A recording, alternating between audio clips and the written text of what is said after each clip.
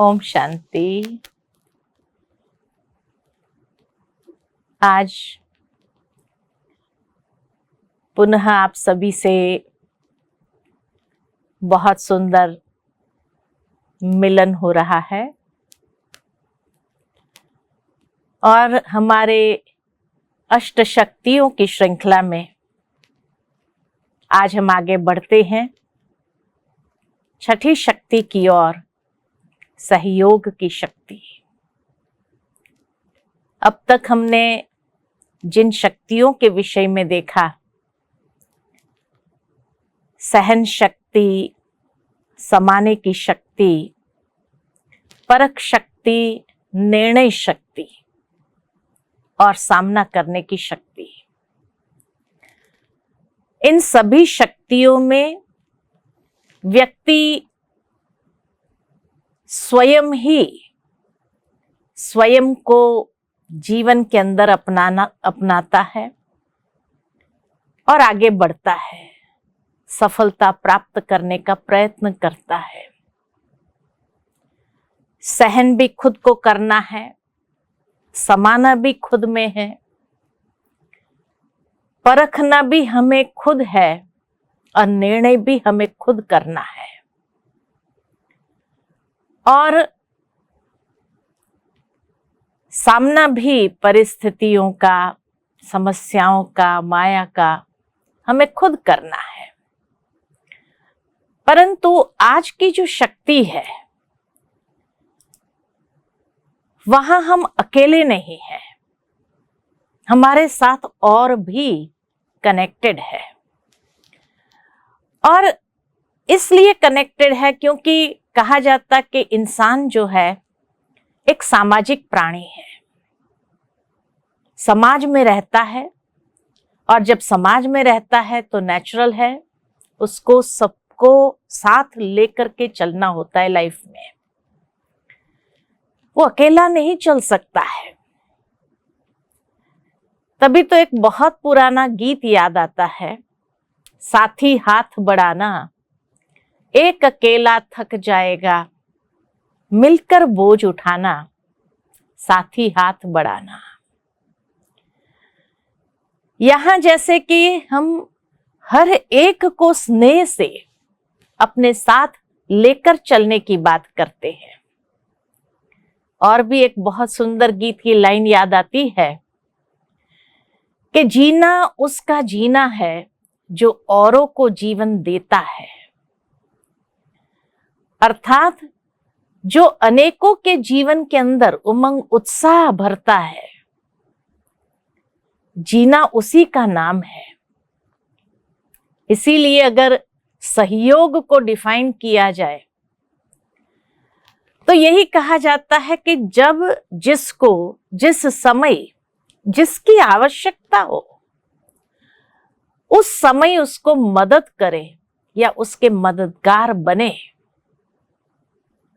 क्योंकि सहयोग शब्द में योग शब्द समाया हुआ है और योग माना है संबंध, जोड़, मिलन। जिस तरह वियोग माना सेपरेशन, तो योग माना कनेक्शन। जब हम एक दूसरे के साथ जुड़ते हैं तब तक सहयोग की भावना जागृत नहीं होती है।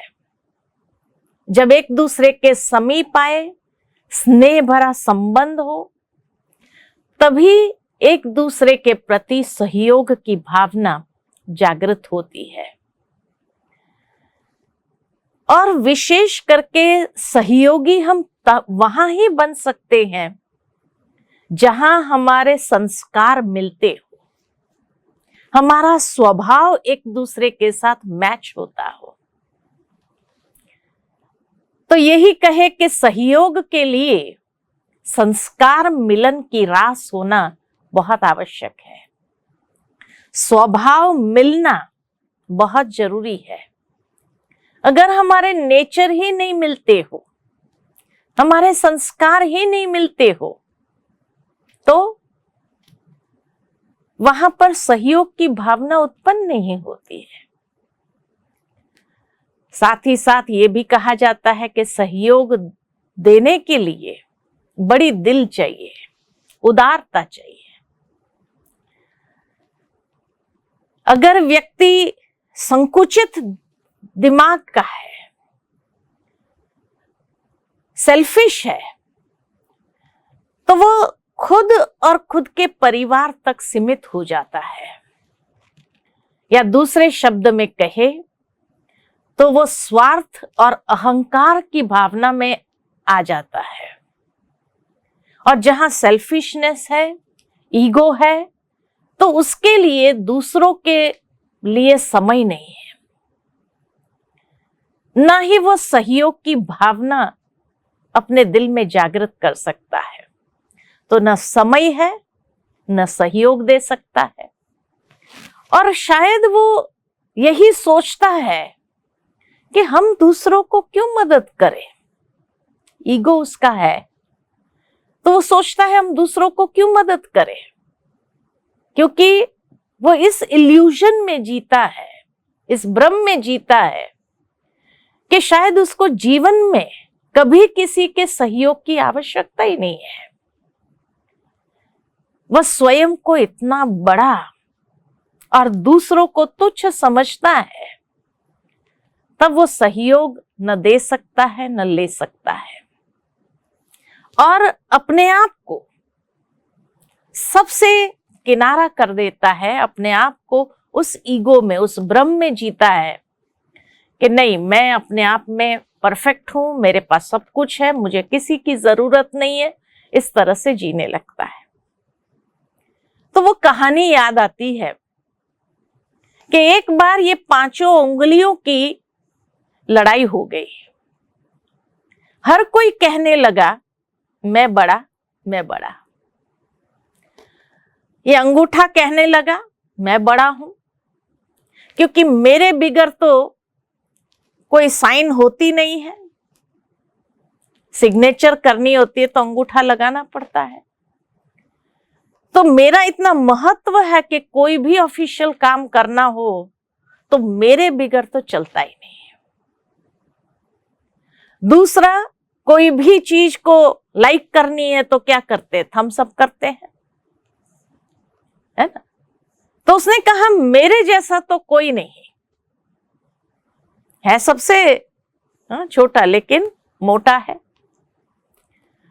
तो ये अंगुली कहता है अरे मेरे बिगर तो काम ही नहीं चलता है, क्योंकि सबको भगवान के तरफ इशारा करके रास्ता दिखाना ये मेरा काम है ना। मैं जब तक ईश्वर की याद न दिलाऊं तब तक तो लोग भी अपने जीवन के अंदर भटके हुए हैं, भूले हुए हैं। मैं ईश्वर के तरफ राह दिखाता हूं। तो ये कहता है मैं तो हूं ही बड़ा, हूं ही लंबा, मेरे बिगर तो, मेरे सामने तो आप सब छोटे हैं। तो ये कहता है कि मेरे बिगर तो कोई भी शुभ कार्य होता ही नहीं है। तिलक देना है तो यही उंगली से तिलक देते हैं। तो हर शुभ कार्य के लिए तो मैं ही हूं, इसलिए मैं बड़ा हूं। और ये कहता है कि भले मैं दिखने में छोटा हूं, लेकिन भगवान ने भी जब गोवर्धन पर्वत उठाया था तो इसी उंगली पर उठाया था, इसलिए मैं बड़ा हूं। अब ये 5 का झगड़ा हो गया, तो किसके पास जाए? तो भगवान के पास गए कि हे प्रभु, अभी आप ही डिसाइड करके बताओ कि हम सब में बड़ा कौन है। तो भगवान कहते अच्छा, आप सब बड़े हो, हर कोई अपने आप को बड़ा कहता है। तो भगवान कहता है अब फैसला तो करना पड़ेगा। तो एक बूंदी का थाल मंगाया भगवान ने, और ये 5 को कहा अच्छा ये बूंदी का लड्डू बना करके तो दिखाओ, इंडिविजुअल, चलो एक बूंदी उठा करके तो दिखाओ।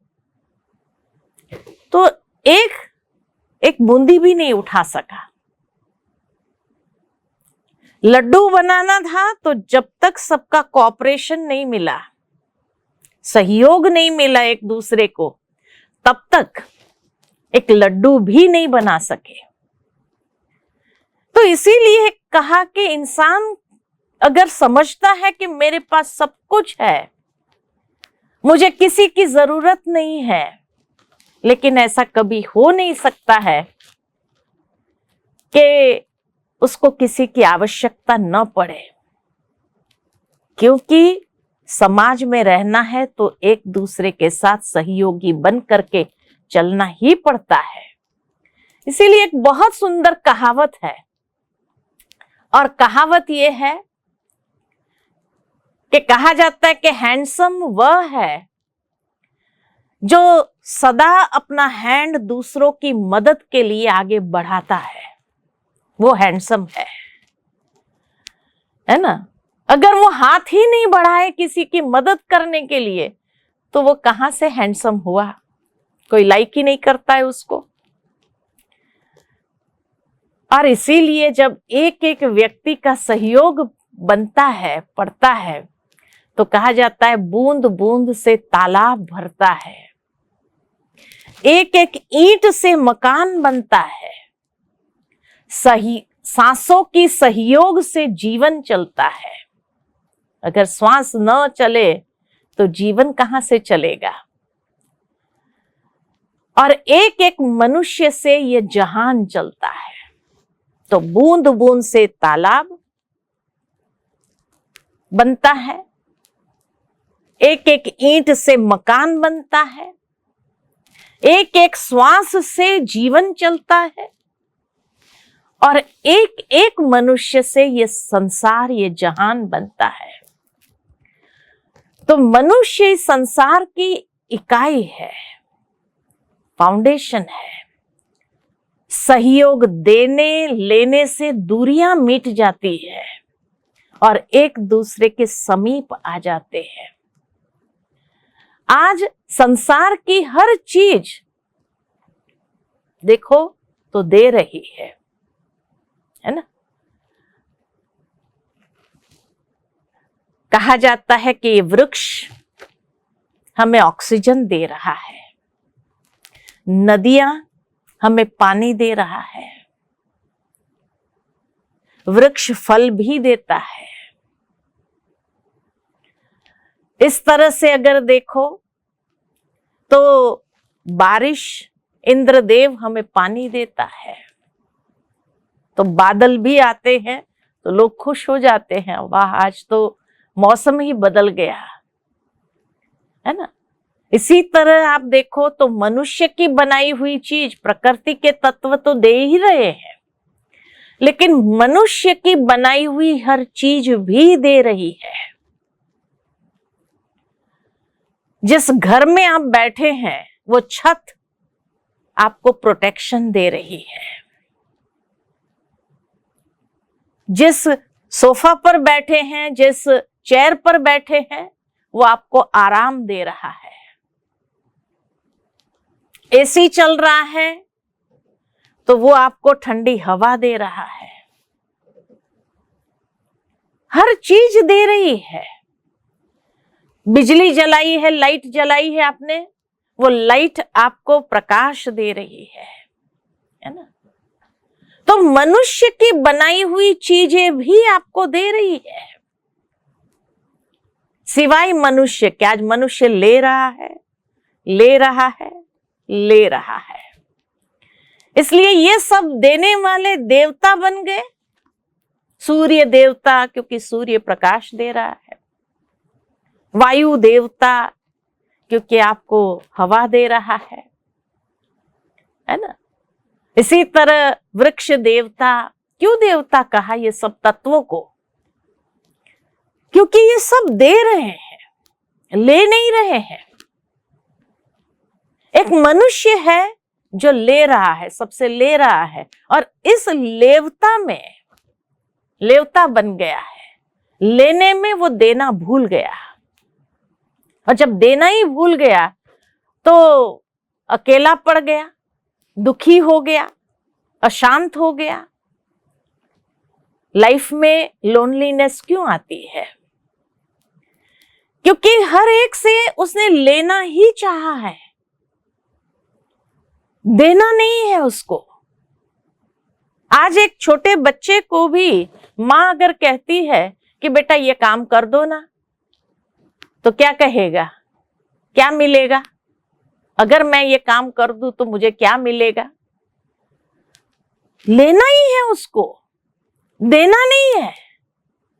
और इसलिए जहां देना ही नहीं है तो लोनलीनेस तो आएगा। जब कोई नहीं होता है देने के लिए, तब वो हैंडीकैप महसूस करता है अपने आप को। तो इसीलिए कहा कि जहां संसार की हर चीज दे रही है सिवाय मनुष्य के, और खुशी किस में मिलती है? देने में। देने में ही खुशी मिलती है ना? आप देखो दुनिया के अंदर, जब भी आप किसी को कोई छोटी सी चीज भी देते हो तो वो क्या कहते हैं? थैंक्स, आभार आपका। और कितना खुशी से वो स्वीकार भी करता है, और आपको देने में भी कितनी खुशी होती है। तो हमेशा देने में खुशी है, उमंग है, उत्साह है, अपने आप को कनेक्टेड फील करता है। और लेने में वो खुशी नहीं है। बहुत सुंदर एक बार एक कहानी याद आती है कि एक बार एक राजा के पास बहुत सारी गिफ्ट्स हो गई, क्योंकि वो ट्रैवल बहुत करता था। जहां जाता था उसको इतनी सारी गिफ्ट्स मिलती थी। तो इतनी सारी गिफ्ट्स हो गई कि उसको महल में रखने की जगह ही नहीं। तो उसने सोचा क्यों न मैं प्रजा में ये बांट दूं सारी गिफ्ट्स। तो उसने ऐलान किया कि सारी चीजें रखी जाएगी और जिसको जो चाहिए वो आकर के सिलेक्ट करे और उसको राजा दे देगा वो। तो दूसरे दिन सुबह देखा तो एक लंबी क्यू लग गई लेने वालों की, बहुत बड़ी क्यू हो गई। हर कोई ने सोचा अरे राजा इतनी बड़ी महंगी महंगी गिफ्ट्स दे रहा है, बांट रहा है, तो हम क्यों न लेवे। पहुंच गए। तो जब राजा देता था हर कोई सिलेक्ट करके बताता था ये चाहिए, ये चाहिए, ये चाहिए। तो जब वो देता था तो उसके चेहरे पर इतनी खुशी होती थी, और जो भी लेता था वो उसको दुआ देता था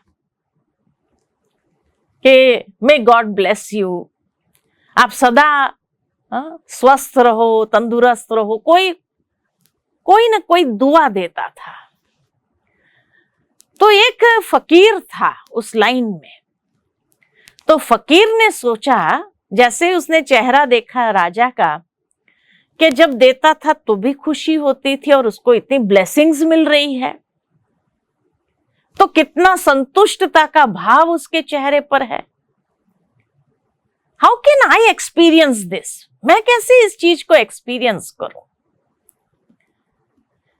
तो वो लाइन में था, जब उसका टर्न आया तो उसने पीछे वाले को कहा प्लीज आप आगे जाओ। उसने अपना टर्न दे दिया दूसरे को। तो जो आगे जाता था वो उसको थैंक्स करता था कि thanks, may God bless you, आपको भी ब्लेसिंग्स मिले। तो अपना टर्न देने में उसको खुशी मिलने लगी। तो हर एक पीछे वाले को आगे करता था, please may you go head, may you go head.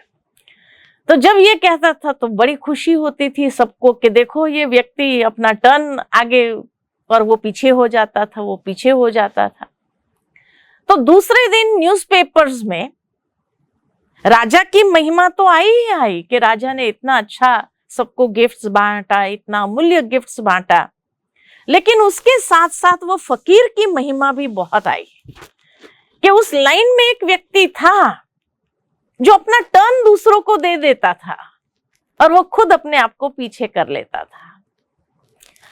तो राजा ने जब पढ़ा तो खुद का महिमा पढ़ करके तो खुशी हुई, लेकिन जब उसने उस फकीर की महिमा पढ़ी कि एक व्यक्ति था जो अपना टर्न दे देता था और वो लेता नहीं था, लेकिन वो अपना टर्न दूसरों को आगे करके खुशी का अनुभव कर रहा था,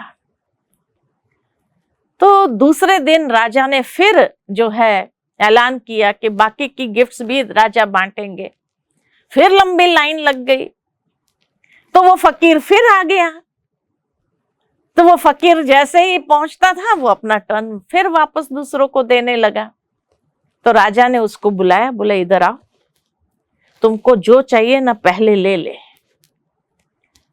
लेकिन न्यूज़पेपर में तेरी महिमा ज्यादा हो मेरे या मेरे बराबर की एक फकीर की, जो कुछ नहीं बांट रहा है, खाली टर्न अपना दे रहा है, तो ये मुझसे सहन नहीं हो रहा है। इसलिए तुझे जो चाहिए ना ले ले और जा यहां से। तो फकीर कहता है मुझे तो कुछ नहीं चाहिए। तो कहा फिर लाइन में क्यों लगा है तुम?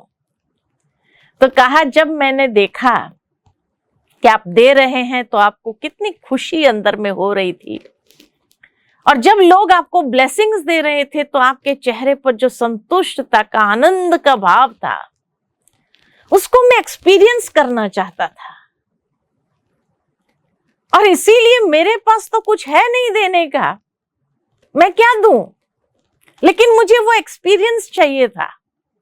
तो मैंने अपना टर्न ही देना चालू किया और दूसरों को आगे किया, प्लीज आप आगे जाओ, आप आगे जाओ, आप आगे जाओ।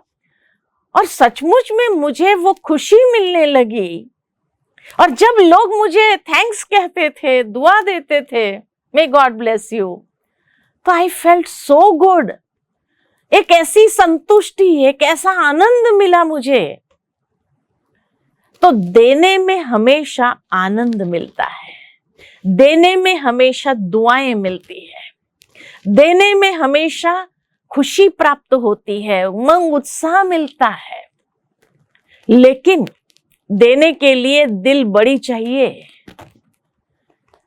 अगर उदारता न हो, दिल की विशालता न हो, है ना, मन की उदारता न हो, दिल की विशालता न हो, तो दे नहीं सकते हैं। बड़ी दिल चाहिए देने के लिए भी, भले एक छोटी सी चीज ही क्यों ना हो, लेकिन देने में बड़ी दिल चाहिए। इसलिए माता पिता हमेशा बच्चों को क्या सिखाते हैं कि आप शेयर करो, शेयर करो, अपनी हर चीज दूसरों के साथ शेयर करो। क्यों ये सिखाते हैं? Don't be selfish, you have to share.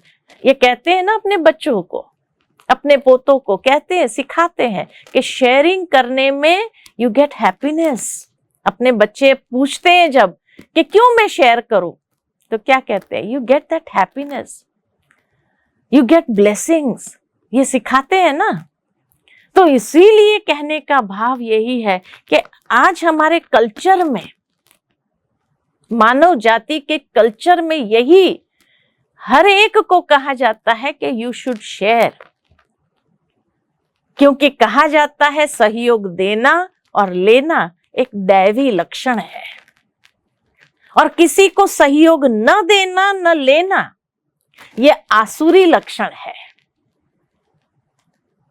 जैसे कहा जाता है कि एक बार इंद्र राजा ने एक दावत रखी, एक बहुत बड़ा फीस्ट रखा, और उस फीस्ट में उसने देवों को भी इनवाइट किया और असुरों को भी, डेविल्स को भी इनवाइट किया।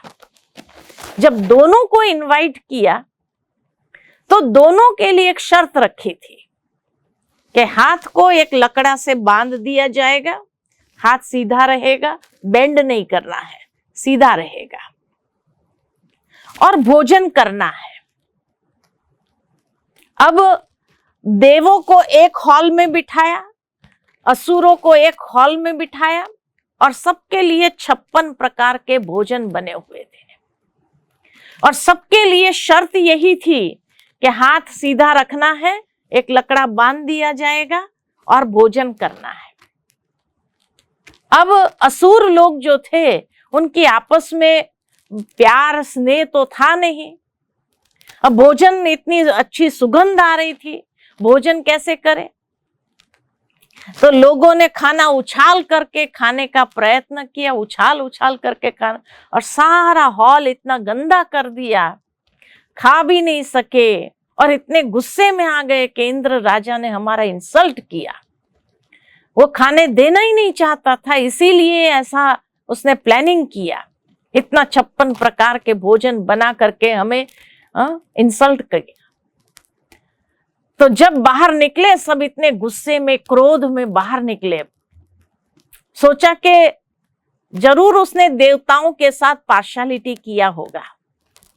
देवताओं के हॉल से कोई आवाज नहीं आ रही है, इसका मतलब जो है देवताओं के साथ जरूर ये पार्शियलिटी होगा, उनका हाथ नहीं बांधा होगा। तो सारे असुर देवताओं को देखने गए तो देखा कि देवताओं तो बैठ करके प्रेम से भोजन कर रहे हैं। क्यों? क्योंकि एक दूसरे के सामने बैठ गए और हाथ सीधा ही था, लेकिन एक दूसरे को खिलाने लगे। अब जब एक दूसरे को खिलाने लगे तो शांति से भरपेट भोजन किया, क्योंकि देवताओं का आपस में स्नेह था, प्यार था, उनका संगठन बहुत मजबूत था। असुरों में न स्नेह है, न प्यार है, न उनका संगठन होता है, उनमें क्रोध होता है, ईर्ष्या होती है, द्वेष होता है। इसलिए कहा जाता है कि सहयोग देना और लेना एक दैवी गुण है, देवताई लक्षण है। और सहयोग न देना न लेना ये असुरों का क्वालिटी है, ये डेविलिश क्वालिटी है। तो इसीलिए जो कहा कि आज से लेकर के हमें देवता बनना है या डेविल बनना है, तो सहयोग देना और लेना उसी से पता चलता है कि हम क्या है अपने आप में। परमात्मा ने भी इतना बड़ा कार्य संसार में कराने के लिए आए हैं, एक सारे वर्ल्ड का ट्रांसफॉर्मेशन करना है, एक सुंदर देवताओं की दुनिया बनानी है। तो सृष्टि परिवर्तन का इतना बड़ा गोवर्धन का पर्वत उठाने का, और इस कार्य में परमात्मा हम सबको ऑफर कर रहे हैं कि बच्चे आपके सहयोग की अंगुली दो। इतनी ही अंगुली चाहिए, क्योंकि ईश्वर को क्या दे सकते हैं, थोड़ा सा सहयोगी तो दे सकते हैं, और बिना सबके सहयोग के ईश्वर का भी ये कार्य संभव नहीं है। तो परमात्मा ने हर बच्चे के अंदर जो स्पेशलिटी, जो विशेषता दी है, और उस विशेषता को देखते हुए ये एक बेहद का विशाल यज्ञ रचा है कि जिस यज्ञ के अंदर हम सबको अपना सहयोग देना है। जो आवश्यकता के समय पर सहयोगी बनता है उसको ये विशाल वर्ल्ड ड्रामा के अंदर परमात्मा से भी बल प्राप्त होता है। इसलिए कहा जाता है कि ईश्वर की शक्ति का अनुभव करना है तो हमेशा समय के हिसाब से, आवश्यकता के हिसाब से सहयोगी बन जाओ। तो परमात्मा भी जब ये वर्ल्ड ट्रांसफॉर्मेशन के कार्य करने के लिए जब आए हैं, एक सुखमय संसार बनाने आए हैं, जब हम बच्चों से भी एक छोटी सी अंगुली का सहयोग मांग रहे हैं कि बच्चे आप खाली अपने जीवन की रिस्पॉन्सिबिलिटी लो, अपने जीवन को प्यूरिफाई करो। और जब अपने जीवन को प्यूरिफाई करते हैं इतनी, तो हम ऐसे प्योर वाइब्रेशंस क्रिएट करते हैं जो सारे संसार के अंदर फैलते हैं, और वो प्योर वाइब्रेशन से धीरे धीरे वायुमंडल बनता है, और वायुमंडल के वाइब्रेशन से सारे संसार, नेचर के अंदर हर चीज में एक परिवर्तन आना शुरू हो जाता है। तो इसीलिए ईश्वर की भी विशेष बल कहो, शक्ति कहो, ये हमें प्राप्त होने लगती है। परमात्मा कहते हैं अगर बाबा से हमारा सच्चा प्यार है तो हम अपनी कमी कमजोरियों को कुर्बान कर दें। यही सहयोग चाहिए कि बच्चे आप अपनी कमी कमजोरी मुझे दे दो, और अपना गुड विशेस का, प्योरिटी का ये सहयोग खाली देना है। दुनिया के अंदर तो इंसान प्यार में क्या नहीं कुर्बान करना चाहता है। कहते हैं ना, किसी के साथ बहुत प्यार होता है तो क्या कहते हैं, अरे आपके लिए तो जान भी हाजिर है, जान भी कुर्बान कर देंगे। तो ईश्वर से अगर प्यार है, भगवान जान तो नहीं मांगता है, लेकिन क्या कहते हैं, पुराने जहान को कुर्बान कर दो। पुराने जहान को, यानी जो ओल्ड वर्ल्ड है, जहां ओल्ड मेंटालिटीज है हमारी, पुरानी सेल्फिश वृत्तियां जो है उसको स्वाहा करो, उसको कुर्बान कर दो। बॉडी कॉन्शियसनेस को, ईगो कॉन्शियसनेस को कुर्बान करो। यही भगवान चाहते हैं। और क्या कहते हैं, देही अभिमानी बनो, बी सोल कॉन्शियस। इतना सहयोग परमात्मा हम सबसे मांग रहे हैं। सहयोगी बनने के लिए क्या क्या चाहिए, तो जैसे कहा, बड़ा दिल चाहिए, आपसी स्नेह प्यार चाहिए, आत्मिक स्नेह चाहिए, रहम की भावना चाहिए, शुभ भावना, शुभ कामना चाहिए। और साथ साथ कहा जाता है कि दृढ़ता, हिम्मत और परमात्मा की श्रीमत का हाथ पकड़ लो। डिटर्मिनेशन चाहिए करने के लिए, हिम्मत चाहिए, करेज चाहिए, और परमात्मा की श्रीमत का हाथ पकड़ लो तो हर कदम में परमात्मा के साथ का अनुभव करते हुए आगे बढ़ेंगे और नेचुरल रूप से सर्व के सहयोगी बन जाएंगे। जैसे कहा कि बड़ी दिल मन की उदारता और दिल की विशालता हो, भावनाओं की विशालता हो, तो जहां ऐसे बड़ी दिल से सहयोगी बनते हैं तो मिट्टी भी सोना हो जाती है। कमजोर साथी होगा वो भी शक्तिशाली बन जाता है, और असंभव कार्य भी संभव हो जाता है। नथिंग इज इम्पॉसिबल इस दुनिया के अंदर, अगर सबका सहयोग मिलना शुरू हो जाए तो। लेकिन आज जिस सहयोग की बात कर रहे हैं हम, तो इस सहयोग को मैं कैटेगराइज करूं तो 5 तरीके से हम सहयोगी बन सकते हैं। ईश्वर के कार्य में 5 तरीके से हम सहयोगी बनते हैं। कौन से 5 तरीके से हम सहयोगी बनते हैं? तो पहला है तन का सहयोग, तन से सहयोग, यानी शारीरिक सहयोग या कर्मणा सेवा। ईश्वर के लिए हमेशा हम गाते रहे कि हे प्रभु, ये तन मन धन सब कुछ तेरा, तेरा तुझको अर्पण क्या लागे मेरा, मेरा कुछ भी नहीं है। तो भगवान कहते जब गाया है तो बस थोड़ा सा तन का सहयोग चाहिए कर्मणा सेवा के माध्यम से। देखो, ये जीवन जो चलता है, आत्मा और शरीर दोनों का जब आपस में सहयोग होता है तब ये जीवन चलता है। तो यह अमूल्य समय में इस शरीर द्वारा कमाई करते चलो। ईश्वर को जितना हम सहयोग देते हैं उतनी हमारी कमाई होती जाती है, दुआओं की कमाई होती जाती है, पुण्य की कमाई होती जाती है। और भगवान ने एक महावाक्य में ये उच्चारण किया है कि जो अपने शरीर को सेवा में लगाते हैं, तन के द्वारा जो सेवा करते हैं, तो वो स्वस्थ रहता है, उसका तन दुरुस्त रहता है। तो हमें शरीर को भी स्वस्थ रखना है और परमात्मा के कार्य में तन से सहयोगी बनना है।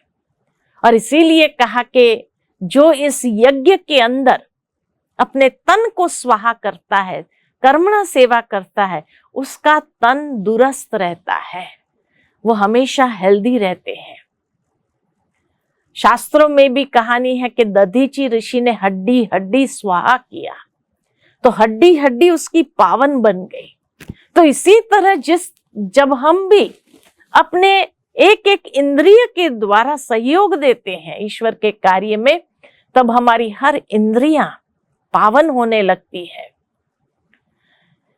और साथ साथ कर्मणा सेवा करने से हमें बल भी प्राप्त होता है। कर्मणा सेवा करने में हमारा जो ईगो है, हमारा बॉडी कॉन्शियसनेस जो है वो डिसॉल्व होने लगता है और आत्मा इतनी पवित्र निर्मल हो जाती है। तो इसीलिए भगवान कहते हैं ये तन के द्वारा अनेकों की सेवा करो, अनेकों को रास्ता बताओ, ईश्वर का परिचय दो, उसके कार्य को आगे बढ़ाने के लिए इतना सहयोग देना है। तो तन के द्वारा सहयोग देना, दुनिया में लोग इसीलिए खास मंदिरों में जाकर के मंदिरों में झाड़ू लगाते हैं कि भगवान के घर का झाड़ू भी लगा दिया, वो धूल भी अगर निकाल दिया, हमने सफाई कर दिया तो कितना बड़ा भाग्य समझते हैं। तो ठीक इसी तरह परमात्मा के इस दिव्य कार्य में जब हम अपना सहयोग देते हैं तन के द्वारा कर्मणा सेवा के रूप में, तो नेचुरल है कि कितने पुण्य की कमाई हम अपने जीवन के अंदर जमा कर देते हैं। क्योंकि कहा जाता है कि भगवान कभी किसी का रखता नहीं है, वो उसका हिसाब चुका देता है और कई गुना करके चुकाता है ना। तो इसलिए तन का सहयोग, शारीरिक सहयोग, शारीरिक रूप से सहयोग। दूसरा है मन से सहयोगी बनना, यानी मानसिक रूप से सहयोग देना। क्योंकि आज की दुनिया में हम देखते हैं कि लोगों की मनस्थिति क्या हो गई है, छोटी छोटी बातों में लोगों का मन डिस्टर्ब हो जाता है। कोई छोटा सा पेपर भी आ जाए, एग्जाम आ जाती है खुद के सामने, तो सारी मन की स्थिति हिल जाती है, अचल अडोल नहीं रह सकती है। इसी तरह कई ब्राह्मण बच्चों को भी देखा गया है कि ज्ञान होने के बावजूद भी अंदर से हिल जाते हैं, डर जाते हैं। और उसका कारण क्या? तो कारण यही है कि परमात्मा ने जो हमें ज्ञान दिया है, जब प्रतिदिन ये ज्ञान का रोज चिंतन करते जाओ, मुरली का मनन करते जाओ, तो ये ज्ञान भोजन का कार्य करता है। और जिस तरह भोजन स्वीकार करने से हमें ताकत मिलती है, इसी तरह जब चिंतन करते हैं, जितना ज्ञान का मनन चिंतन करते हैं, तो मन हमारा दुरुस्त होता है, यानी मन से हेल्दी होने लगते हैं, मन में ताकत भर जाती है। और तब जाकर के हम अपने मन के श्रेष्ठ वाइब्रेशन से, श्रेष्ठ संकल्पों से सारे संसार के अंदर हमारे आसपास एक ऐसा ऑरा क्रिएट कर देते हैं जिससे हम हरेक के सहयोगी बन जाते हैं। कोई बेचारा दुखी है, निरुत्साहित हो गया है, और हमने उसको वाइब्रेशन भी दे दिया, प्रेम का वाइब्रेशन, हिम्मत का वाइब्रेशन दे दिया, उसका उमंग उत्साह बढ़ा दिया, उसका विल पावर बढ़ जाता है, उसके अंदर साहस आ जाता है कुछ करने का। इतना सहयोग तो हम दे ही सकते हैं। साथ ही साथ भगवान कहते हैं कि अपनी मानसिक शक्तियों का सदुपयोग करना, अर्थात कि हम अपने श्रेष्ठ चिंतन द्वारा वो वाइब्रेशन क्रिएट कर, शुभ भावना, शुभ कामना, ये तो हर एक के लिए दे सकते हैं, उसमें तो कोई खर्चा नहीं लगता है। साथ ही साथ जो हमारी बौद्धिक कैपेसिटीज है, बौद्धिक क्षमता है, इंटेलेक्चुअल कैपेसिटीज जो है, उसको हम परमात्मा के कार्य में लगाएं, तो देखा जाता कि जब हम मन से हम ये श्रेष्ठ वाइब्रेशन चारों ओर फैलाते हैं, लोगों को हिम्मत देते हैं, शक्ति देते हैं, तो हमारे जीवन में कभी भी तनाव नहीं आएगा, डिप्रेशन नहीं आएगा। इसीलिए मन के श्रेष्ठ वाइब्रेशन से, मन की श्रेष्ठ वृत्तियों से जितना सहयोगी हम दूसरों को बन सकते हैं, उतना हमारा मन इतना हेल्दी, स्वस्थ रहता है, सदा खुश रहता है, कि कभी हमारे जीवन में ये छोटी छोटी बातें डिस्टर्ब नहीं करती है, मन को टेंशन में नहीं लाती है, डिप्रेशन में नहीं लाती है, क्योंकि हमने अपना टाइम सफल किया, हमने अपने समय को सफल किया, समय का सदुपयोग किया, शुभ संकल्प की शक्ति से मनसा सेवा किया और अनेक आत्माओं में शांति और शक्ति को के वाइब्रेशन भरे। यही तो आज की दुनिया में हर कोई को चाहिए। लोग क्या कहते हैं, थोड़ी सी शांति मिल जाए। आप अपने शुभ संकल्पों से किसी को शांति दे दो तो क्या कहते हैं, आपके पास बैठ करके हमें बहुत शांति मिली। तो ये मानसिक सहयोग, मन से सहयोग, तो एक है शारीरिक सहयोग, एक है मानसिक सहयोग। ये बहुत जरूरी है आज की दुनिया के अंदर।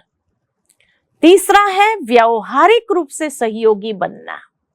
हमारा व्यवहार बहुत अच्छा हो, हमारा व्यवहारिक जीवन या हमारा चरित्र, हमारा कैरेक्टर परमात्मा को प्रत्यक्ष करे। हमारा आपसी स्नेह भरा व्यवहार, मधुरतापूर्ण व्यवहार, यही तो व्यवहारिक जीवन के अंदर, जब हम संगठन में, एक फैमिली में रहते हैं, एक सोसाइटी में रहते हैं, तो हमारा आपसी स्नेह मधुरता बहुत आवश्यक है। एकता के सूत्र में हम बंधे और एकता के सूत्र में बंध करके व्यवहार शुद्धि जब ले आते हैं तो बहुत बड़ी सेवा है ये। जब सारे संसार की आत्माएं जब एक स्नेह के डोर में पिरो जाती है ना, जैसे माला होती है ना, माला एक एक दाना एक दूसरे के समीप है। माला जो फेरते, 108 की माला भी जो फेरते हैं, तो एक एक दाना जो है एक दूसरे के समीप है, लेकिन अटैच्ड नहीं है, डिटैच्ड है। तो भगवान भी हमें यही कहते हैं कि आपको स्नेह भरा व्यवहार जरूर रखना है सबके साथ, लेकिन अटैचमेंट नहीं चाहिए। अक्सर क्या होता है कि लोग एक दूसरे के साथ स्नेहपूर्ण व्यवहार करते करते अटैच हो जाते हैं और वहां फिर प्रॉब्लम्स क्रिएट होते हैं, फिर एक दूसरे से दूर हो जाते हैं। नहीं, हमें हर एक आत्मा को आत्मिक दृष्टि से, आत्मिक भावना से उस वाइब्रेशन के साथ सहयोगी जरूर बनना है, लेकिन डिटैच होकर के, जिसको कहते हैं न्यारा और प्यारा का बैलेंस संगठन में बहुत जरूरी है। जब एक दूसरे के साथ होते हैं तो एक दूसरे के सहयोगी जरूर बने, लेकिन अटैचमेंट ना हो, ये इसका ध्यान रखना जरूरी है। तो पहला है शारीरिक सहयोग, दूसरा है मानसिक सहयोग, तीसरा है व्यवहारिक सहयोग, चौथा है आर्थिक सहयोग।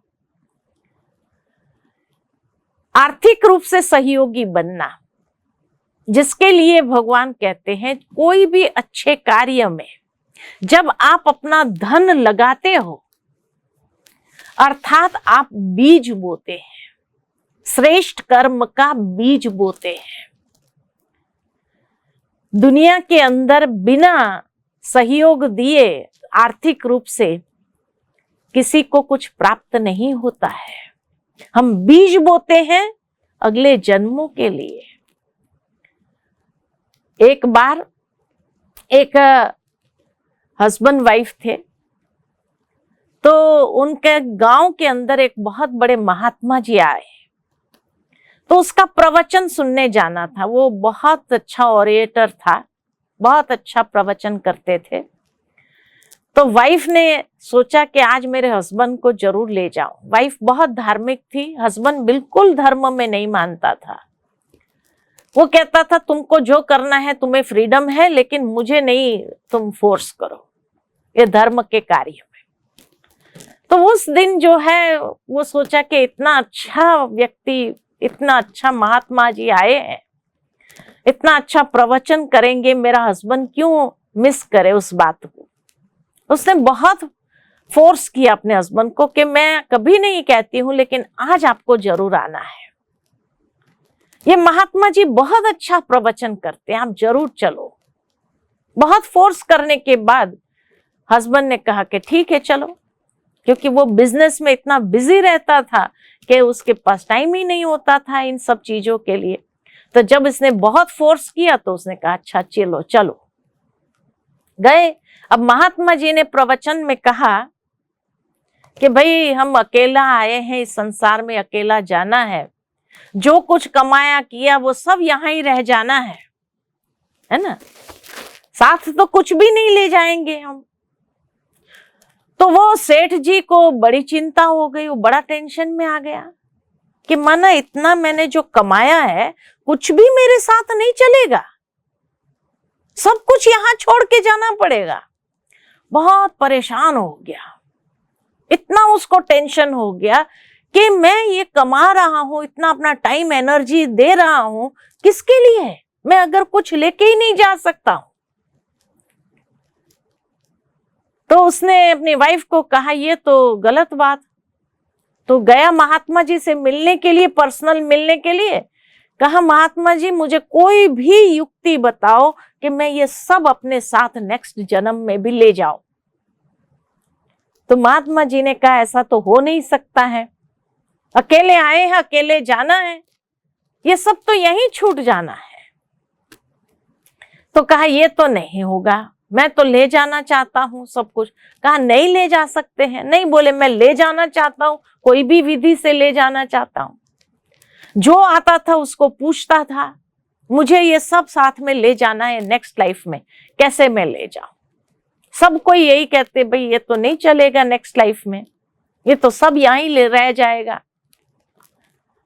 तो एक बार एक ब्रह्मा कुमार मिल गया उसको। तो ब्रह्मा कुमार मिल गया तो उसने उससे बात किया कि भाई मुझे ये सब नेक्स्ट लाइफ में चाहिए, कैसे ले जा सकता हूं। तो ब्रह्मा कुमार ने कहा बहुत इजी है, ले जा सकते हैं। बोले ले जा सकते हैं, आज तक तो हर एक ने मुझे कहा नहीं ले जा सकते, और तुम कहते हैं ले जा सकते हैं, कैसे ले जा सकते हैं। तो वो ब्रह्मा कुमार ने उसको कहा कि देखो हम लाइफ इंश्योर करते हैं, इंश्योरेंस भरते हैं ना, तो जब इंश्योरेंस लेते हैं तो आपको हर महीने प्रीमियम भरना पड़ता है ना, देना पड़ता है। तब जब कुछ भी होता है आपकी लाइफ में, कोई एक्सीडेंट हुआ, कुछ भी होता है, तब वो इंश्योरेंस आपको वापस मिलता है। होता है कि नहीं ऐसा? तो आपने प्रीमियम भरा है तब जाकर के वो इंश्योरेंस आपको मिलता है। भले आपने प्रीमियम थोड़ा सा भरा, लेकिन बहुत हो करके आपने 1 लाख का अगर इंश्योर किया है, तो फिर एक्सीडेंट हुआ या कुछ भी हुआ तो उस हिसाब से आपको मिलेगा। मेडिकल इंश्योरेंस आपने निकाला है, मेडिकल क्लेम करने के लिए पहले भरना तो पड़ेगा प्रीमियम भरेंगे नहीं तो आपको मिलेगा कहां से। ठीक इसी तरह अगर ये सारी चीज ले जाना है नेक्स्ट लाइफ में तो दान करना पड़ेगा।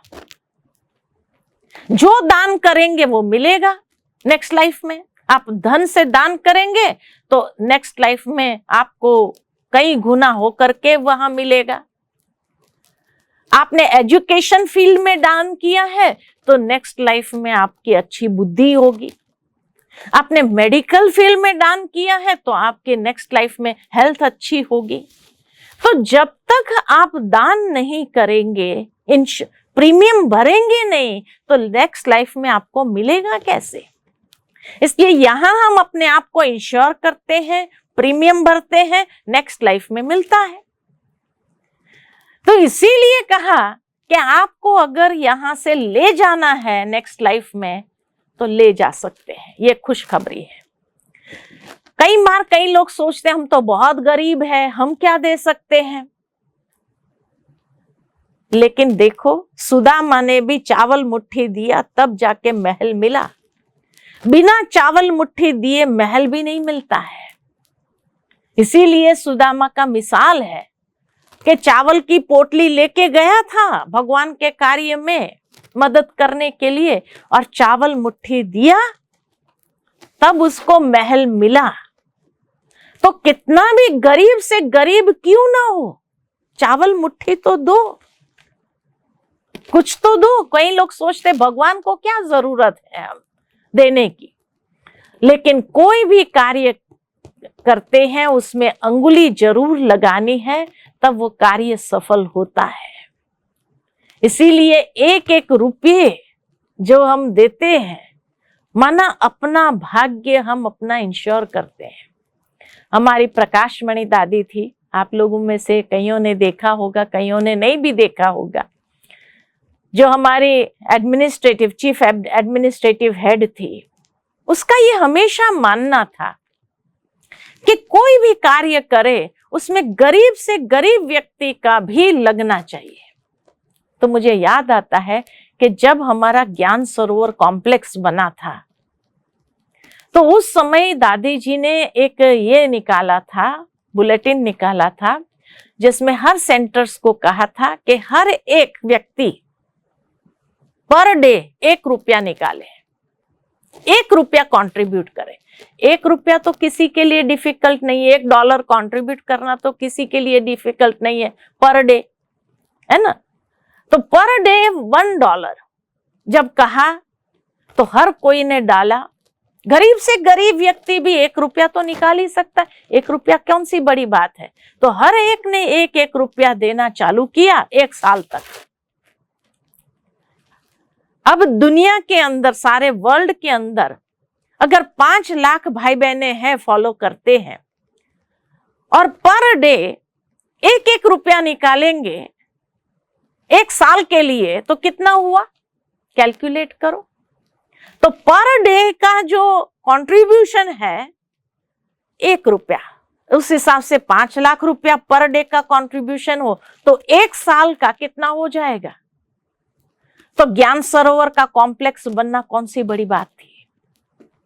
तो इसीलिए यहां गरीब से गरीब व्यक्ति का भी 1 रुपया लगा है, और उसका जो सरप्लस हुआ उससे शांतिवन भी बन गया। इतना बड़ा शांतिवन 100 एकर्स में बन गया। और इसीलिए कहा, जो सच्चे दिल से स्नेह से अपना सहयोग देता है, तो परमात्मा भी पदम गुना करके उसके अधिकारी बना देता है। क्योंकि भगवान कभी भी किसी के सहयोग का हिसाब रखता नहीं है, वो चुका देता है। मुझे याद आता है कि एक बार एक बहुत गरीब माता जो मजदूरी करती थी, तो उसने जो है, जब ये सुना कि दादी जी ने कहा है कि 1-1 रुपया देना है, तो वो रोज की अपनी इनकम में डेली वेजेस उसको मिलता था, उसमें से 1 रुपया निकालती थी और 1 रुपया निकाल करके रख देती थी। तो उसके पास कुछ अमाउंट जमा हुआ, और जमा हुआ तो उसने क्या किया, उस अमाउंट से एक अंगूठी लिया सोने की, और अंगूठी ले करके उसने अपनी टीचर के साथ कहा कि ये आप दादी जी को देना, मैं तो माउंट आबू नहीं जा सकती हूँ, लेकिन दादी जी ने खास जो कहा है 1-1 रुपया निकालो, तो मैंने जो जमा किया है उसमें से ये अंगूठी लिया है, और ये अंगूठी दादी जी को जाकर के देना। वो टीचर बहन आई माउंट आबू, उसने दादी जी को दिया, ये अंगूठी दिया कि दादी जी, एक बहन जो मजदूरी करती है, वेजेस, डेली वेजेस पर काम कर, उसने अपना 1-1 रुपया निकाल करके एक अंगूठी खरीद करके बाबा के कार्य में, इतना बड़ा कार्य हो रहा है तो उसमें अपना सहयोग भेजा है। दादी जी की आंखों में पानी आ गया। उस अंगूठी को दादी ने पहना और क्लास में आकर के दिखाया, देखो आज दादी जी को क्या मिला है, देखो आज दादी जी को एक माता ने, अभी तक माउंट आबू आई नहीं है, मधुबन आई नहीं है, लेकिन अपना सहयोग जरूर भेजा है। तो कितना पदम गुना प्राप्ति। इसीलिए कहा कि सुदामा का चावल मुट्ठी भी क्या हो जाता है, महल प्राप्त कराने के अधिकारी वो बन जाता है, और उसको भगवान पदम गुना करके देता ही है, रिटर्न करता ही है। तो इसीलिए कहा कि आर्थिक सहयोग। और 5वां है आध्यात्मिक सहयोग, आध्यात्मिक शक्ति का सहयोग। आज आध्यात्मिक शक्ति का सहयोग मैं कहूं तो किसको कहा जाता है कि आत्मा के 7 गुण है ना। तो वो 7 गुणों को संपूर्ण रीति से विकसित करना, और जब संपूर्ण रीति से विकसित करते हैं तो आत्मा अपने शुद्ध सतो प्रधान अवस्था में आती है, उसकी स्थिति सतो प्रधान बन जाती है। हम आत्माओं का स्वरूप ही है कि आत्मा शुद्ध और पवित्र स्वरूप है। तो वो शुद्ध वाइब्रेशंस जब हम फैलाते हैं, शांति के वाइब्रेशंस जब हम फैलाते हैं, आनंद के वाइब्रेशन जब हम फैलाते हैं, दुनिया के लोगों की तरह हमारी दृष्टि वृत्ति न हो, सतोगुणी स्थिति हो, तो ये संसार परिवर्तन के कार्य में ये आध्यात्मिक सहयोग है, स्पिरिचुअल कोऑपरेशन हमारा। और इस प्रकार सहयोग से ही संसार चलता है।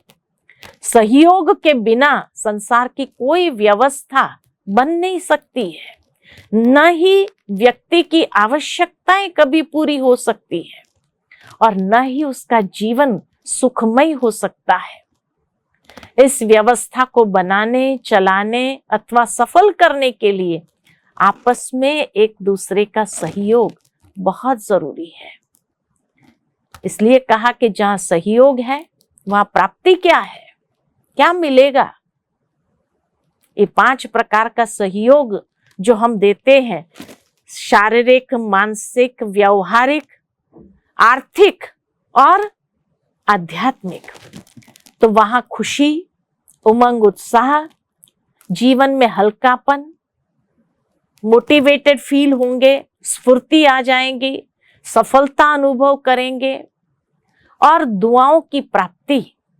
इतनी चीज आज के लाइफ में हमें प्राप्त हो जाए जो लोगों के जीवन में कुछ नहीं है, न खुशी है, न उमंग उत्साह है, न हल्कापन है, इतने बोझ से, स्ट्रेस से भारी हो गए, स्फूर्ति नहीं है, सफलता नहीं है, शुभ भावना नहीं है, दुआओं की प्राप्ति नहीं है। तो इतनी प्राप्ति अगर हो रही हो एक सहयोग देने से, एक अंगुली देने से, तो क्यों नहीं करना चाहिए। इसलिए परमात्मा हमें यही कहते हैं कि अमृत वेले उठ करके परमात्मा से बहुत सुंदर मधुर मिलन मनाओ और परमात्मा की शक्ति को स्वयं के अंदर भर दो, और फिर वो वाइब्रेशन सारा दिन प्रवाहित होने दो, सबको सहयोग दो, तो वायुमंडल को परिवर्तन कर सकते हैं। बीज बाप द्वारा सारे वृक्ष को, ये संसार के जो वृक्ष है उस वृक्ष को रूहानी जल देना है, स्पिरिचुअल नरिशमेंट देना है, सहयोगी बन करके, जिससे सर्व आत्माओं रूपी पत्तों को वो नरिशमेंट प्राप्त हो। वरदाता बाप से सहयोगी भव का वरदान, हाँ, सहज योगी भव का वरदान सुबह सुबह परमात्मा दे देते हैं।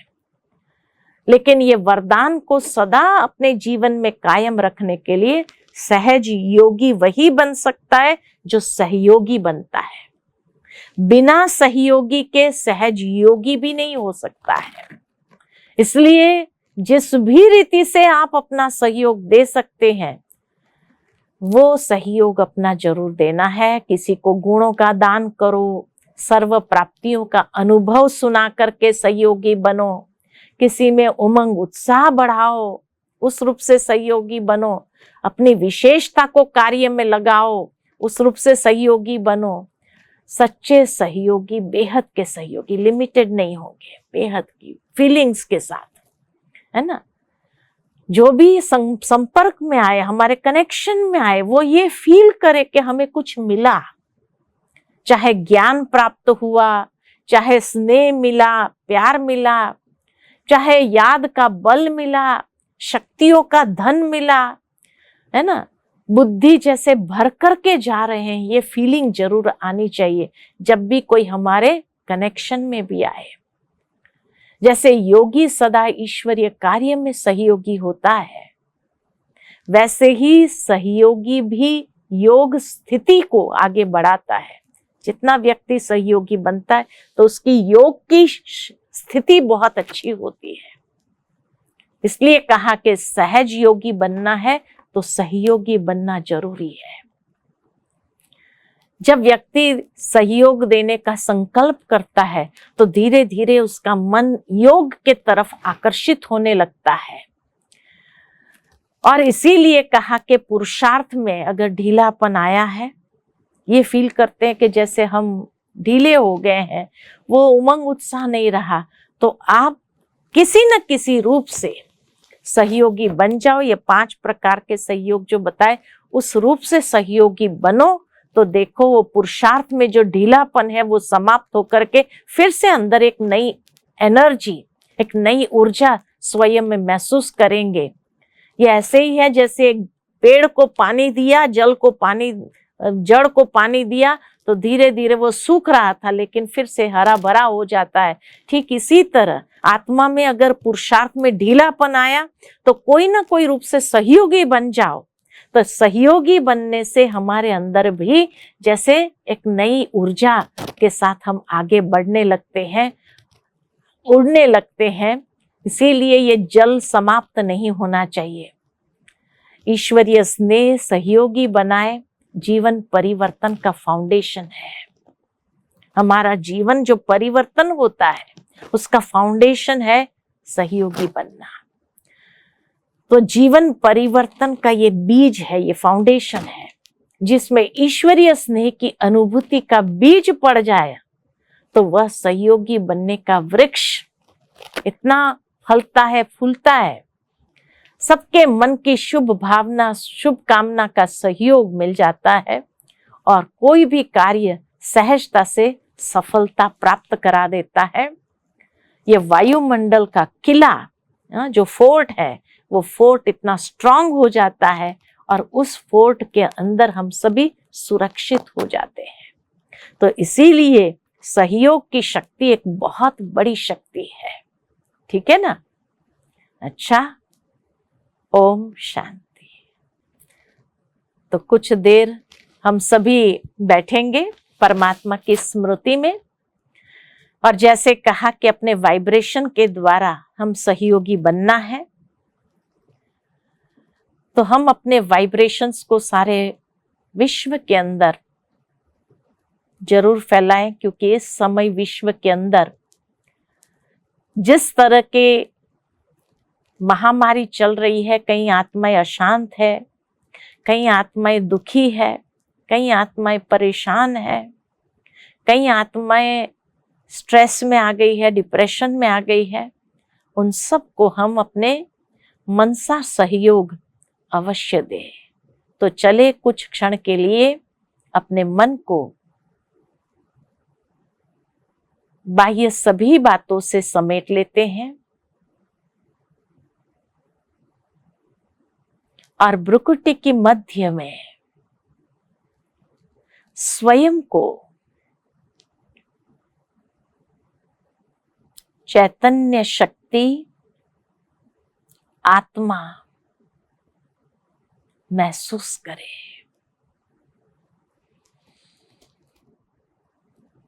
ये शरीर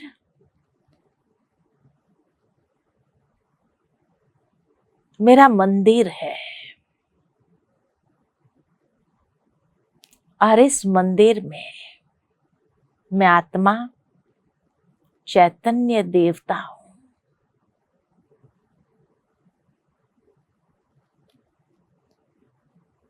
देवता माना ही देना।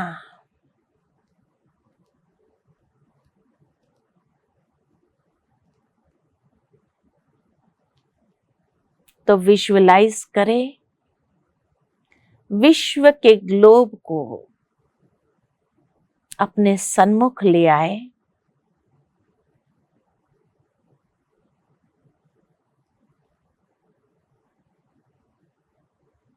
और शुभ संकल्प,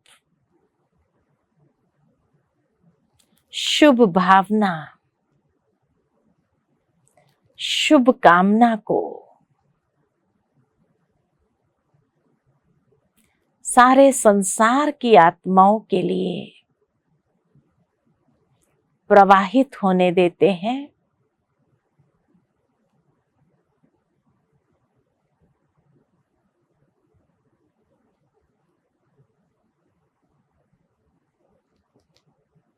सभी परेशान आत्माओं को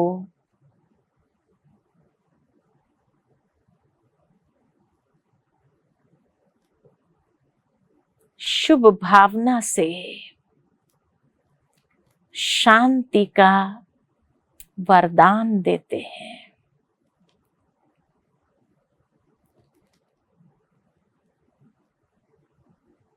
मैं आत्मा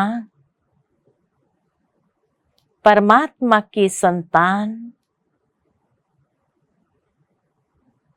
एक तरफ परमात्मा से सर्व शक्तियों का वरदान प्राप्त करते हुए संसार की सर्व आत्माओं को ये शुभ वाइब्रेशंस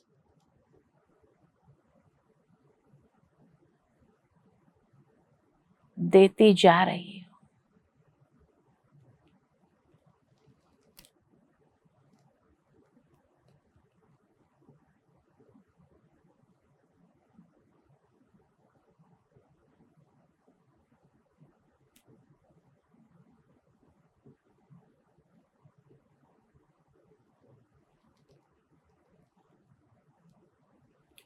कितनी सुंदर फीलिंग है।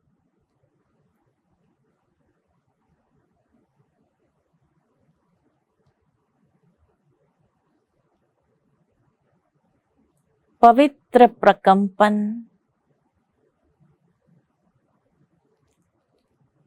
सारे संसार की आत्माओं को दे रही हूं।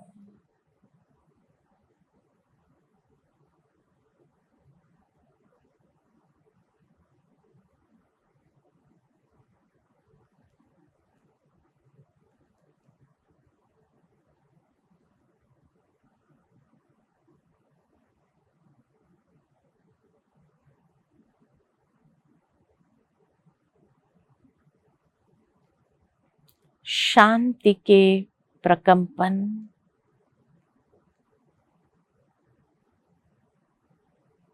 सर्व को दे रहे हैं।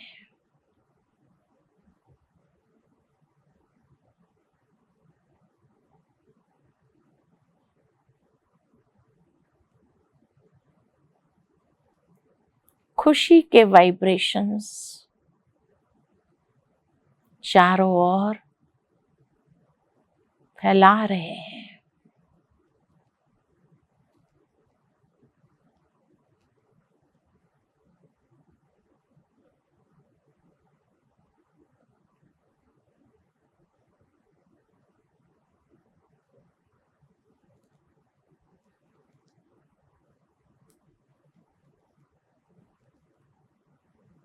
सभी आत्माओं के साथ साथ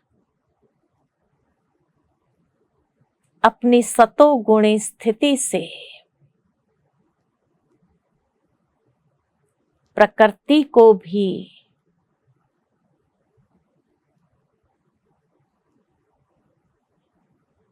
शुद्ध वाइब्रेशंस दे रहे हैं।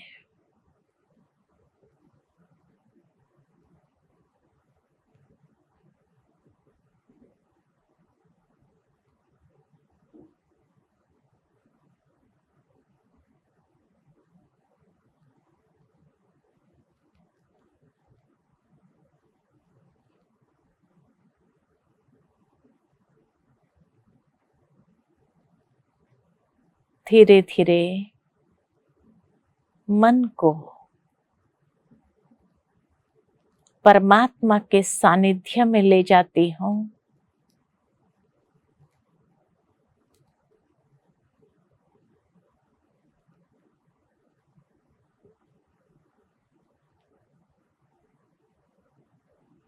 और परमात्मा स्नेह का, प्यार का अनुभव कर रही हूं।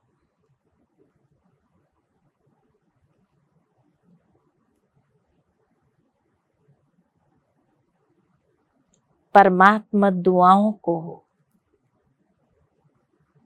स्वयं में अनुभव कर रही हूं।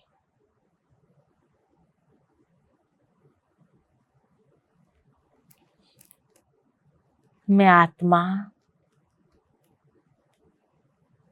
कितनी न सौभाग्यशाली हूं।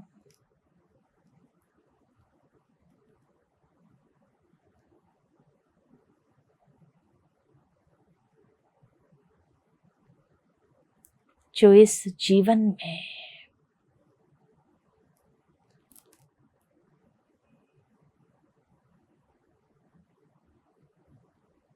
परमात्मा के साथ का अनुभव कर रही हूं।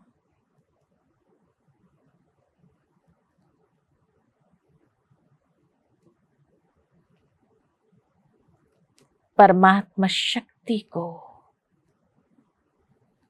स्वयं में भरते हुए सशक्त महसूस कर रही हूं।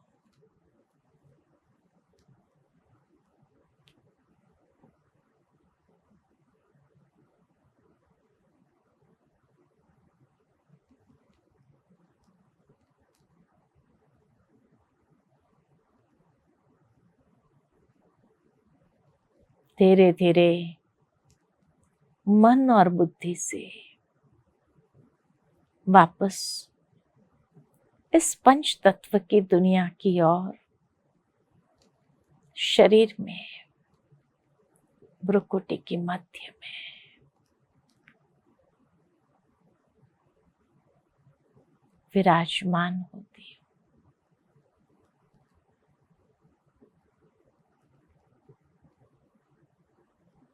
और आज सारा दिन मुझे देवता बन करके जो भी मेरे संपर्क में आए उसको कुछ न कुछ देना जरूर है।